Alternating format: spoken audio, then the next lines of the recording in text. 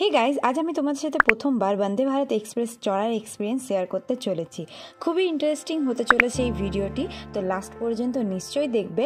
আর আমরা যেতে চলেছি প্রয়াগরাজ মহাকুম্ভে। তো চলো ব্লগটা স্টার্ট করা যাক।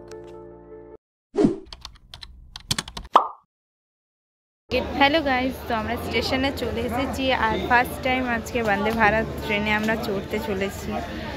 তো বাকিটা আমি ভয়েস ওভার করবো। সবাই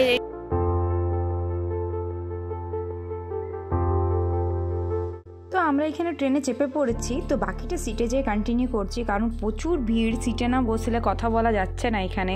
আর আমরা উল্টো সাইডে চেপে পড়েছি, আমাদের সিট নাম্বার ছিল ওই সাইড দিয়ে প্রথম দিক করে, কিন্তু আমরা শেষ দিক করে বসেছি, তাই এত প্রবলেম হলো। তো এইখানে আমরা সিটে বসে পড়েছি নিজের নিজের সিটে। আর 5 থেকে 10 মিনিটের মধ্যেই চলে এসেছে আমাদের ওয়েলকাম টি। তো ওয়েলকাম টিমের মধ্যে কী কী দিয়েছে চলো দেখি। একটা হ্যান্ড স্যানিটাইজার, আর এখানে আছে চায়,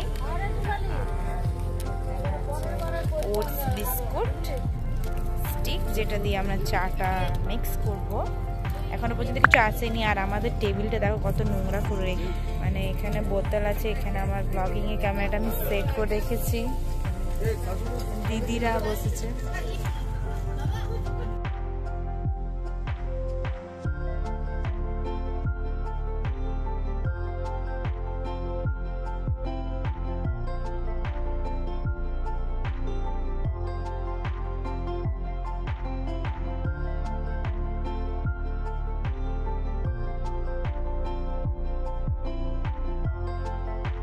ওয়েলকাম টির পর মোটামুটি 1 ঘন্টার মধ্যে চলে এসেছে আমাদের ব্রেকফাস্ট। তো চলুন দেখে নিই ব্রেকফাস্টে কী কী দিয়েছে। মশালা চায়, আবার চা দিয়েছে। তোমাদের ইলাইচি চাই, আমার মশালা চাই। ঠিক আছে। ব্রেকফাস্টও আমাদেরকে ইনস্ট্যান্ট টি দেওয়া হয়েছে, প্লাস দেওয়া হয়েছিল 2টো আলু টিকিয়া, ফ্রেঞ্চ ফ্রাইজ, অ্যান্ড তারপরে দেওয়া হয়েছে এই প্যাকেটের মধ্যে ব্রাউন ব্রেড। আবার ব্রাউন ব্রেডের সাথে খাবার জন্য তখনও পর্যন্ত আমাদের জ্যাম জেলি দেওয়া হয়েছিল না, পরে দেওয়া হয়েছে। আর এখানে একটা কেক দেওয়া হয়েছে। তারপর বাটার আমাদেরকে পরে দিল, এবং বাটার দিয়ে পর আমরা ব্রেডে বুলিয়ে বাটার জ্যাম দিয়ে খেয়ে নিয়েছি। আর টেস্ট বলতে মোটামুটি ছিল, খুব একটা ভালো ছিল না।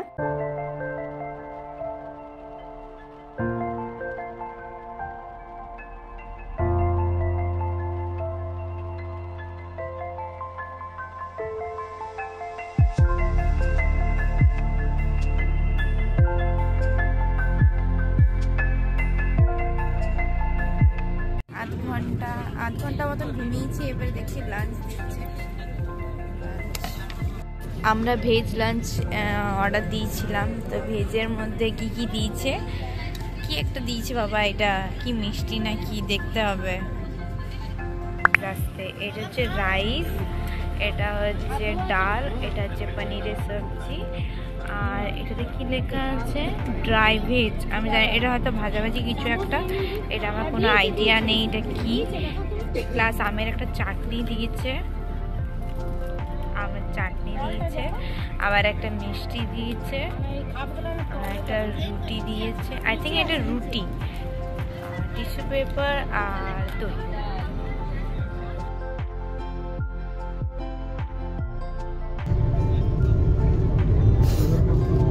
বাবা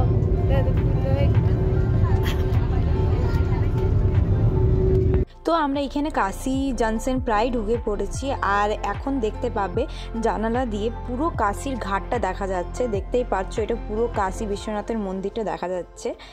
আর আমরা এখানে নেমে পড়েছি বানারসি জংশনে। আর ভিড়টা জাস্ট দেখো, ভিড় দেখে তো আমরা ভয় খেয়ে গিয়েছিলাম যে এত ভিড় যদি এখানে হয় তো কুম্ভ স্নানের জন্য কত ভিড় হবে। আর যা নিউজ দেখা যাচ্ছে সব স্টেশনে, ওই জন্য আরও বেশি ভয় করছিল। তো নিজের সতর্কতা বজায় রেখে যেতে হবে। বানারসি স্টেশন থেকে আমরা চলে যাব একবারই বানারস। বানারস থেকে আমাদের ট্রেন রয়েছে প্রয়াগরাজ যাওয়ার জন্য। তো চলো প্রয়াগরাজ যেয়ে পর কথা বলছি। হ্যালো গাইজ, তো আমরা এখন যেতে চলেছি প্রয়াগরাজ বানারস স্টেশন থেকে। প্রয়াগরাজ স্টেশন, তো আমরা এখন আছি লোকাল ট্রেনের মধ্যে।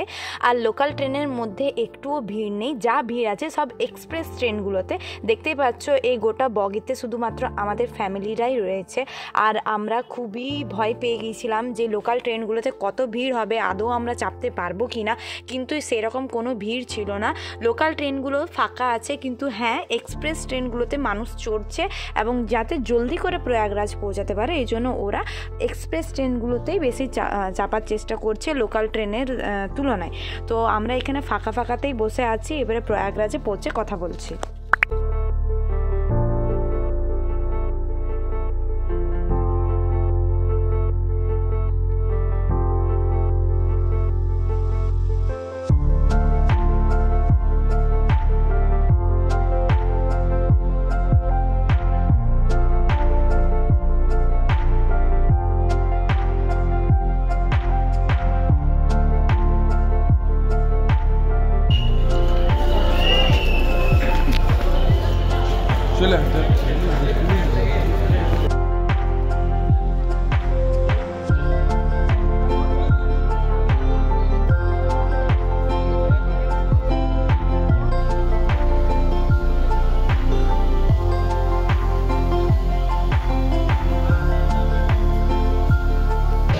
গাইস, আমরা এইমাত্র প্রয়াগরাজে নামলাম আর এখন টোটো করা হচ্ছে। ভিড় খানিকটা আছে, না থাকা নয়।